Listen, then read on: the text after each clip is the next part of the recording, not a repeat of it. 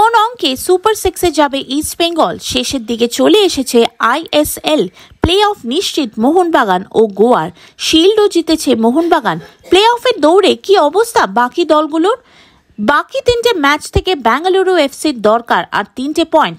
বাকি ম্যাচগুলো তাদের মতো হলে তারা কম পয়েন্ট নিয়েও হলেও পরের রাউন্ডে যাবে।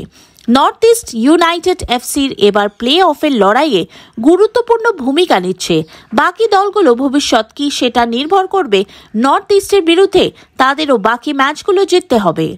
বাকি ম্যাচগুলোর থেকে মোট 4 পয়েন্ট পেলেই রাস্তা খুলে যাবে মুম্বাই সিটি এফসির। ওড়িশার ক্ষেত্রে অঙ্কটা কঠিন। বাকি দুটো ম্যাচ থেকে ওড়িশাকে 3 পয়েন্ট পেতে হবে। যদি তারা না পায় তাহলে নর্থ ইস্টকে ধরতে পারবে না। সেক্ষেত্রে তাদের অপেক্ষা করতে হবে মুম্বাই ও বেঙ্গালুরু এফসির জেন পয়েন্ট নষ্ট করতে। চেন্নাইকে তাদের বাকি ম্যাচগুলো জিততেই হবে না।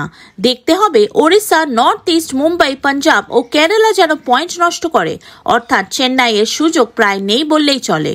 কাজটা প্রায় অসাধ্যই। ইস্ট বেঙ্গলকে তাদের বাকি ম্যাচগুলো জিততে হবে এবং আশা করতে হবে নর্থ ইস্ট ও মুম্বাই যেন আর পয়েন্ট না পায়।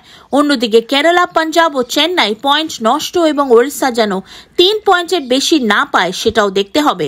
অর্থাৎ ইস্ট বেঙ্গলকে শুধু ভালো খেললে হবে না, বাকি 6টা দলের দিকে নজর দিতে হবে। কেরালার অঙ্কটা আরো কঠিন। তাদের বাকি ম্যাচগুলো শুধু জিতলেই হবে না, বাকি সব দলগুলোর পয়েন্ট নষ্টের দিকে তাকাতে হবে। একটি দলও যদি পয়েন্ট নষ্ট না করে তাহলে কেরালার পক্ষে প্লে অফে যাওয়া হবে না। পাঞ্জাবকে সব ম্যাচ জয়ের পাশাপাশি নর্থ ইস্টের দিকে তাকাতে হবে। পাশাপাশি ওড়িশা, ইস্ট বেঙ্গলকেও পয়েন্ট তাকাতে হবে।